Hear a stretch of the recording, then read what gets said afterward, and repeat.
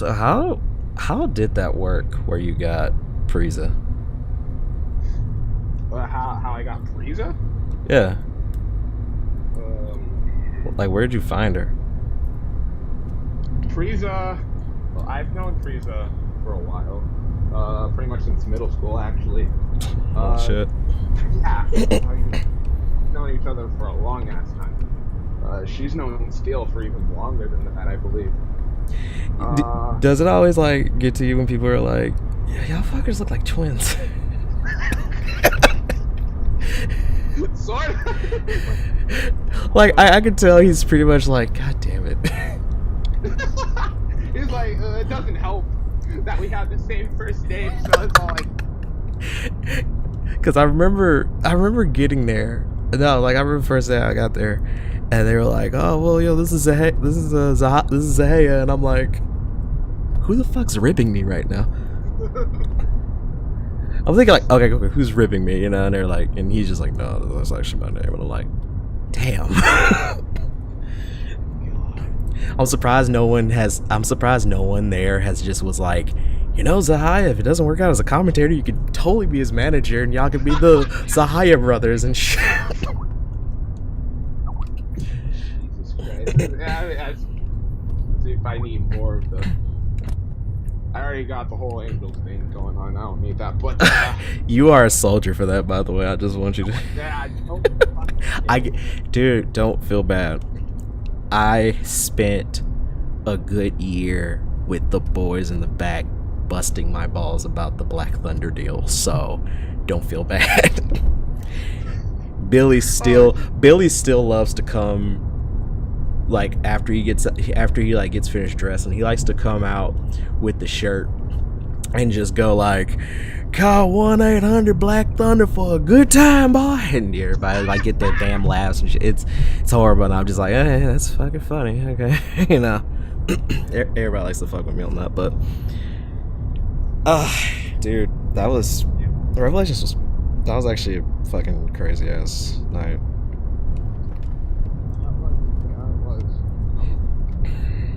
But to get back to your earlier question, Frieza, like I said, known her since middle school. She actually, from what I've always known, her dad was a independent luchador down in Mexico before he decided to move to San Diego. Holy shit. Yeah. So you can imagine they didn't have much money coming over here. Oh fuck yeah, dude. Especially with her and her two brothers, that was a mess. Oh, that was damn. That's that's. Pete, what are you gonna say? Oh no. Anyway, man. I was gonna say, it's like, you know, obviously, that bond was there, that we both shared a love and a passion for professional wrestling. And I was like, and being what I am, I've always wanted to run a wrestling company. It's like, hey, if you ever decide to become a wrestler, just fucking joking because I was in middle school. It's like, I'll fucking book you on a show. Funny how art imitates real. Well, funny how like how the past starts to come up with you in the future. You know. Yeah, no kidding. Like, well, I mean, I understand how it feels. I was for me, man. Like about every dude in Battle Pro I ever signed, I have a story for, and I have been on the road, and I have known them personally throughout my wrestling life. You know. From Chris Douglas to Vin Taylor, it's been a fucking crazy story. In fact, it's funny because we are going up to ZZW back up in Ohio, which is Vin's hometown, and it's funny because I have amazing stories about Vin when we travel the road up together to Ohio. Interesting enough, I met him in Oregon. No shit. Yeah. Okay, here's the wonderful abridged version of it. Long story short, I was 21 and I was going into my second year. Second year in the ring as a wrestler, and I was going for my fourth year in the business period because I've been spending the majority of my time being damn near everything, jack of all trades, master of none in the wrestling business, until I actually got into they actually like let me be in the ring, and I started getting some leeway. So up in Portland, there was this guy who he ran like he had a bar. He had like 3 or 4 successful bars, and he was an avid wrestling fan. So he's like, he put his money in and was like, well, I'm gonna start a wrestling company, but unlike most guys that started off that have no idea how the business work, I'm actually gonna hire people that fucking know what they're doing. And thus he brought back the old Portland territory and called it Portland Revival. So Right. Vin was working for him at the time as a one of the bus boys. Vastly different from what he looked before. He was a little scrawny, had blonde hair. He looked like a hippie. Whoa. What? Yeah, he was vastly different from what he looked like. He had that. He literally looked like a cross between an extra for the Devil's Rejects and the Manson family, and that's where he got the whole Manson shit from, right? Because he just had a look that scared the shit out of people. And the thing was, he didn't have to really do anything. He wasn't what people thought he was, but people look at him, they're like, that's the kind of guy that would kill you in your sleep and then gut your puppy in front of you, you know, that kind of deal. He would use that to his advantage and nobody would mess with him. In actuality, he's just one of the most interesting dudes in the world. Actually worked at that bar after he got finished with his fucking degree in psychology. I know, it's weird. Really weird. So I come in, like I said, at 21 to help this company up, and I was going to come in as their number 1 heel, while their number 1 face was like this. The way I can describe it is this: if Vern Gagne was still alive right now, he'd be popping for this boy. He was an All-American. He was from the University of Oregon. Could have went to the Olympics in track and field. He was that kind of good. And and he was like a hometown hero kind of deal, because, you know, he was beloved by everybody in that area. And so they were literally building the business around him. So they had their guys, they had their faces, and they had their heels. So they put me in there because they were like, well, we need you to be that heel. And I'm like, all right. At that point, I'm like, shit, I've been a face for the majority of my career. How the fuck am I be a heel?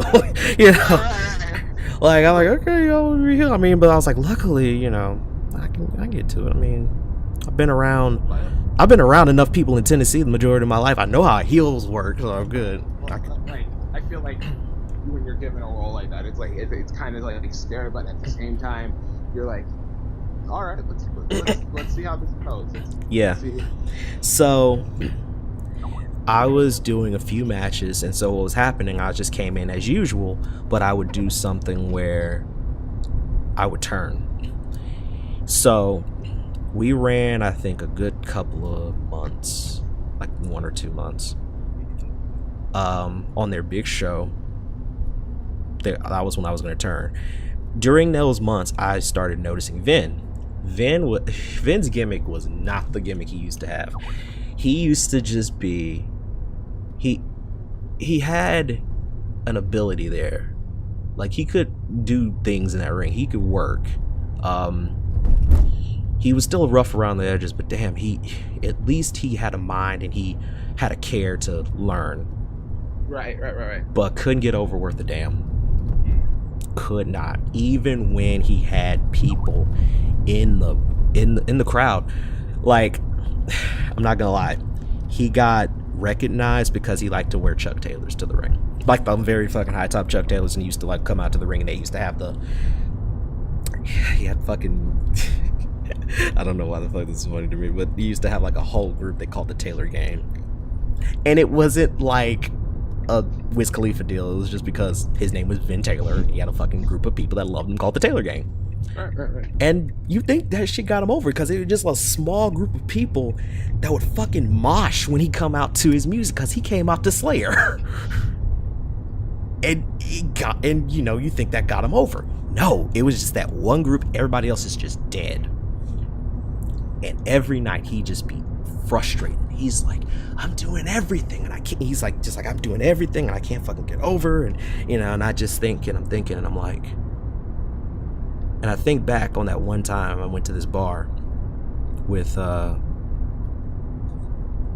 Shaw. That was the number one guy's name. And I saw Vin, and I remember seeing how he would just like, there was just these rowdy dudes, right? He just walk up and he is just like, keep your voice down. And they just stare at him, and they just sit right down. And I'm like, I'm gonna take a risk. So before I get dressed, when the night happens, right? When the big show comes out, we're in like this fucking auditorium that can fill about 3,000. Fill the damn place up. Right. Sold out. And I go get dressed and I see him and I'm like, hey, so I'm gonna do something for you. This may work, this may not work, but are you willing to take the risk? He's like, what is it? I go, you're gonna turn instead of me tonight. And he's like, what? I go, and I lay down the plan, what I want him to do. So the plan was, instead of me doing the turn after our match, it was going to be Vin, because the whole thing was, after my match, it would be like, yay, I do the celebration. It looked like I'm about to leave the ring. As soon as he comes back around, I blast him, and I'm on him like a dog. Right. Instead, what happens is this. We do the match. Holy shit, that was like the craziest match of my life, and the payoff was amazing. And I'm not talking about what I got at the end of the night. So we do the match, everything good, and Shaw's expecting the fucking me to turn on him, and luckily I tell him, change of plans tonight. I'm not the one turning, but somebody else will. Just expect it. Mm-hmm. He's like, expect what? I go, somebody's gonna jump the crowd, and someone's gonna come from the crowd. It's gonna be a guy. He's gonna blast you. That's the heel. He goes, all right. The fact that I had that kind of control scares the hell out of me, because because the guy was like, so you're ready for the night? And I go, yeah, it's gonna shock the hell out of you. So all of a sudden, fucking dude jumps the railing, right? It's Vin in a hoodie, and he has a wrench, and he blasts Shaw in the back of the head with a wrench. And he's staring down at him. I'm looking with horror in my face, and he turns to me and he pulls the hood off, and everybody's like, what? He got a standing ovation of boos. Wow. And I run at him, and he was smart as hell to blast me with the wrench. I go out, and he starts wailing on top of Shaw's head with his own fist and wrench, and he's just going ballistic. And he doesn't even get a mic. He does nothing. He just, when the security tries to run at him, he fucking leaves the ring, jumps the railing, and he's just... Dude, he almost incited a riot in that arena. That's how bad it was. Right. He had fucking old ladies trying to go at him. He had freaking little kids spit at him. It was just the most. He even had Shaw's mother trying to go after him. It was like the craziest night. And at the end of it, the owner comes up and he's like, that ain't what was supposed to happen. And I'm like, yeah, but hey, You got your number 2 guy now. Yep. Lo and behold, he was the number 2. And after that, he started to really change and get his identity and his look. And the funny thing was, he fought, I think, for a week about the fact they wanted to change his name to Vin Manson. He was like, no, keep it Vin Taylor. He's like, I don't need to be called Charles Manson. I get called enough of that already. I was like, I don't need to. I already got the look. I already got enough references to it already. Don't need to outright call me that. Yeah, he's like leave it to the perspective. Don't fall into it. And so, yeah, after that, me and him just start going on the road together, and he's the most, like I said, he's just the calmest dude in the world, and he's actually quite interesting to talk to. So. And it did wonders for his career. He didn't live out of his van anymore after that. He actually had enough to buy a house and get his and have everything. And then Battle Pro happened, and Jesus, he got a lot of big breaks after Battle Pro became a thing, and he got that big platform. Yeah, and NXT helped out too, because I remember when Josh. Oh, yeah, definitely. Yeah, when Josh was like, I'm about to do, I'm trying to get the development up and going, because WF been calling that shit for years. They wanted that, so they were like, well, we're gonna get the development for it. John and Bishop was gonna be the guy running it, so he's like, call Vin up, I want him. I go, all right. Yeah, you gotta applaud Josh, because he gave this guy, who is pretty much a virtual unknown to the whole WEDF fan base, to just put him in that main event spot at the first takeover show.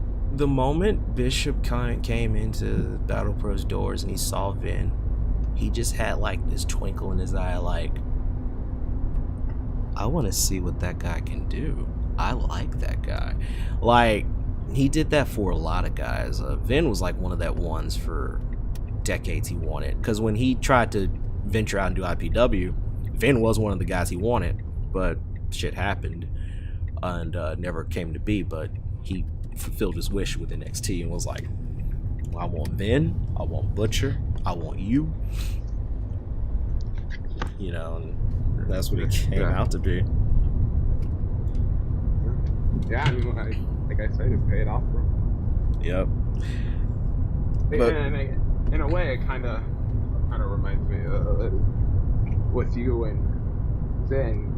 It kind of reminds me of Steel and Xander in a sense, because both of them, they came in at the exact same time. Yeah, man. I remember, because I caught up a little bit and I noticed, but I was like, man, there's a lot of fucking potential with both of them, Xander included, man. Yeah, obviously. I mean, the thing with Xander and Steel, from what I know, they've been friends, but longer than me and Frieza have been friends. Longer than they've practically known each other since elementary school. And the fact that they got into this business together says a lot.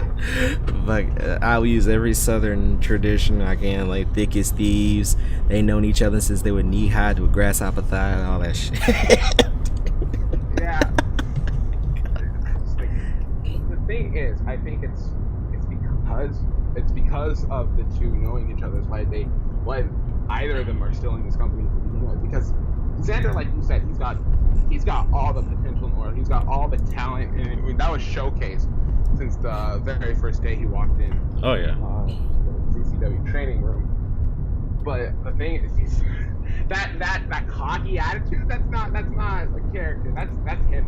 That is him to a goddamn. Oh no, I know. I kind of got wind of that when I first walked in. Yeah. Nah, like when I first walked in, it was like I was high-fiving people, everybody was all nice, and I was respectful of all that, and he comes up to me and he just looks me up and he goes, yeah, right. Just fist bumps me and walks away, and I'm like, okay. Yeah, he's definitely one of the people. That it definitely feels like his shit don't stink. Right. Steele, on the other hand, like very humble dude, very nice, very generous. But he can be a bit lazy sometimes. Yeah. I think I saw a bit of that. And I think kind of did he get some shit in the back? Because I heard he did at one point. Yeah. It was at the beginning. It was very. At the very beginning, Steele didn't really. We tried to find it. He wasn't really helping us find his character, what his personality was like. That's where I get. He was kind of lazy, you know.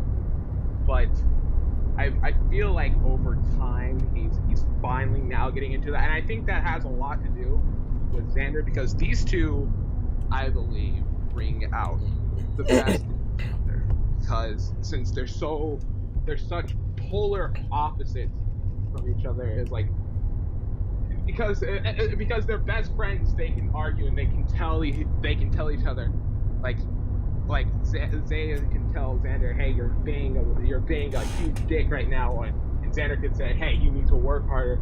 They can kind of keep each other at like this bit of a middle ground where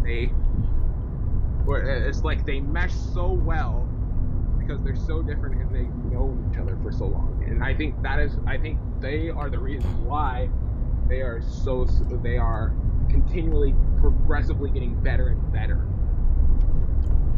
Right, but I can tell that because holy shit, his fucking Xander's big match at the last event over in Advanced Warfare was like, I think, one of the calling cards of he's about to go to another level.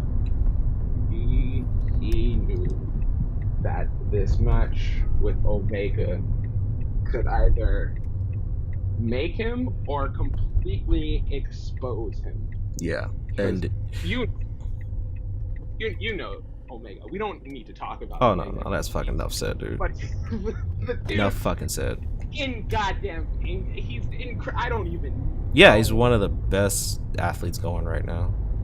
Exactly, it's insane. So, I think Xander, like, in a way, he was still cocky, he was still confident, but I think he put aside that arrogant attitude because he realized that this is the big moment for me. Even if I don't win, like, if I do not show up in this matchup, this could ruin any potential world title match in the future. Yeah, like, because your stock means a lot, you know, and because I'll say this, it's funny because when I look at most guys like that, I can't help but to feel envious because it's like, fuck, I wish somebody at that time actually just didn't bullshit me and actually like got me into the ring right after I got finished training. I got trained in this gym. The gym was the Southern Wrestling Alliance, which was this small organization of Southern territories. Tennessee was one of them. They would build people out of it, right? Right. One of the guys was a trainer. His name was Gentleman Gary Simone. Gary Simone was a hard ass who trained all of us, and I was 18 years old training with guys that later on would be recognized in Battle Pro and in other places. Chris Douglas was one of them. And it's funny, everybody in the graduating school went on to do things, and some like out of the graduating class, Douglas went on to be a fucking big deal. No one bothered to give me I didn't get my break until I was like 20 or 21. I didn't get my break because everybody was like, we'd much rather have you as the commentator, the ring announcer, the manager. You're a little too small to be doing that. you know, kinda. I don't know if your look really works, because here I am, 18 fucking years old with a faux hawk and fucking venom bites, and people are like, I don't know if that really works. And I'm like, fuck. Yeah. I get that. So, yeah, it's like, it wasn't until one night Douglas didn't have a guy, and he was like, you got your ring gear, man? Yeah. We having a match. I'm like, what? You know. Excuse me? Yeah, exactly. And Jesus, that was like the match that got people to notice, because luckily me and Chris knew each other pretty well enough to actually work well together, and I was willing to show off. I was willing to let him do certain things to work a match, and he was willing to let me try shit out that I would never get a chance to try out. Mm-hmm. Like, God, my shoulder still feels wrong to this day, because he fucking did. There was a spot in that match where we go to the bottom rope. We were out on the outside, and he got me on the apron. He fucking gets my arm in the bottom rope in a fucking Kimura and starts ringing it. Jesus. On the rope, and I'm like, oh, God, that doesn't feel right. I bet. I am like, you know, I'm solid, but in the same mind, I'm like, you motherfucker, stop, you know, like, you couldn't break my fucking arm, Chris, you know. But I paid him back because I got to do a double foot stomp on the outside, so we got crazy, and it got me noticed, so there's that. But yeah, because I feel like there's like points I've just kind of like I'm not lying, like I wish I debuted later, or I wish I started later, in a sense, or I wish I was born a little later, because 18 years old, born around 2011 or 12, at least at that point, no one had that stigma about the short guy, because sadly at that point in time, especially in the fucking South, you had to be a certain height, you had to have a certain look, you know. Anything kind of out there, they felt wasn't really the thing. Yeah. Even though, you know, I had the most interesting look out of everybody, they felt like my stature and everything else didn't work out. It wasn't until Douglas gave me that shot that I ended up getting into matches, and then Smokey, and then everybody else, and that's, you know, hell. No, you noticed you got to experience what you had to go through, and you know, and sometimes it doesn't. It takes a while, but you get there. Right. When you get there, you gotta keep the ball rolling. And I feel that's what you've been doing ever since. Yeah, I'm at that point where I want to give dudes that help me along the way the opportunity to be noticed, but at the same time, push myself to where I want to be. Like, to me, even at where I'm at now, I feel like I got 3 years of catching up, 3 years of shit I should have done now that I'm doing, and I'm like, I guess people say I wrestle recklessly. I go reckless half the time, and even though I should be smart, there are times I get reckless because I get that mindset of going, I got 3 years of catching up to do, which showed with me and Zach, because fuck, I had to get 12 staples just for that gash I got. It was not good. Like, I think there was a part where I literally went to Zach and I was like, did I fucking do a DDT? And he was looking at me like, yeah, you did. Look at my head. I'm like, oh, my bad.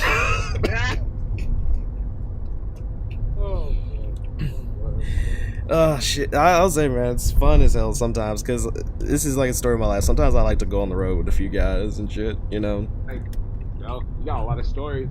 Yeah, dude. Me and Dante, we rarely go on the road. I think the one time I did go on the road was when he started his career up. That fucker likes to be a little ribber about things, but I get him back half the time. Yeah. I bet. Actually, best fucking rib I ever did. This was when we were in Florida. There's this guy I know, and he has the greatest impression where he sounds like a fucking chick. Fuck anybody. He can sound like a legit chick, and the thing is, you won't know until you see him. Jesus. So I'm like, I'm gonna get that little asshole back for one night, because he tried to. Because I remember we were at a bar. His ass ain't even supposed to be drinking, but he goes in the bar, gets in there, because he looks way too old to be his age. He was like 20. He was like 19 at the time. So he fucking comes in. Did you believe that motherfucker's like? Would you believe his ass is actually like 23 now? Get the fuck out of here. Yeah, he fucking started his career like at 19, around 19, in his early 20s. It's insane. But he was like too young to be at a bar at the time. But he has this uncanny ability of he loves to just smoosh people. He knows how to fucking push people's buttons the right way and the wrong way. So he tried to get this fucking grenade to hook up with me. Jesus. And got me all on her. Like, he got that chick to follow me around the entire night, and I'm like, you motherfucker. And I realized he tried to get and I realized what he was doing. He was trying to get this one girl, but her, you know, without my knowledge. And I'm like, motherfucker, nah, you could have told me what you. And I was like, I ain't about that life. So I paid him back. And we was at this hotel, and I get my boy over, and I'm like, okay, yo, I know his hotel number, so we're gonna rip his ass. So my friend's on the other end of the phone, and I'm like, yo D, I got this fan that wants to talk to you. Fan? The fuck you mean fan? He's like, yo, this chick wants to talk to you. She saw you last night. And he like, word? Yo, what she look like? So I'm like, oh shit. Luckily I had a picture, because there was like this legit fan though, like banging girl, rat though, but I mean, and I had a picture of her, so I sent him the picture. He never heard what she sound like or nothing, so this worked. I showed him the picture. He like, yo. I'm like, she in my room right now. I put him on the phone. I said, go. And he he puts on the charm and talks about, you know, like, oh, I saw you, and it's like, oh, I saw you up there looking, like, I saw you over there. I gotta say, I really like what you do in the ring and all that. And she's really laying it on. And I'm like, I'm in the other room trying not to crack up, and he like, yeah. Yeah, he was like, yeah, I was like, hey, he's like, hey, I used to, it's like, yo, I used to play for Vandy, right? I was a Commodore, best damn thing they had on that football team, because he was a fucking quarterback for the Vanderbilt Commodores and was going to be drafted to the NFL, but stupid shit happened. That's another story though. But he tried to play that off. He's like, yeah, that's all the genes, baby. He trying to. I'm like, this nigga. So we keep playing, and he tell her where he know where my hotel room at, and so she's like, oh, I'll be waiting. He ain't gonna. It's like, oh, I'll be waiting, because she's just like, I just wanted you. Right. He says that. I'm like, oh my god. So we waited him up. So I said, all right. He telling me he's coming over. I said, okay. I'm gonna say, so it's like, okay, turn the fucking lights off. We turn off the lights. I'm hiding out in the shower and shit, right? Mm-hmm. So he fucking comes in the door. She's like, so he had the key card. He comes in, and he keeps hearing that voice. So he keeps going. It's like, you ready? He like, yeah. He about ready. He about to get his tonight, right? Yeah, yeah, yeah. I fucking turn the light on. He sees him. His fucking eyes pop out. And I just jump out the shower like, gotcha, bitch! And he like, what? And it's like, me and him are cracking up. And he does the voice. He's just like, hey, sexy. And he like, you a bitch for that, man. What the fuck, man? You's a bitch, man. Man, fuck y'all. You walk out. Oh, Jesus. Oh, God. He ain't talked to me for a week after that. I bet. I was like, man, shit, that's what happens when you. I was like, don't be trying to rib me. I'm gonna get you back. Shit. Yeah. Fuck, we almost hit this airport though. Yeah. Oh man. But Nice. yeah, dude. I mean, we gotta do this shit more often. I don't mind. Hell, I like I said, dude. I always like to be on the road with people and just shoot the shit, pass time and all that. It works out. Yeah, definitely. Let's do this again. Oh yeah, dude. Totally. Do it. We need to.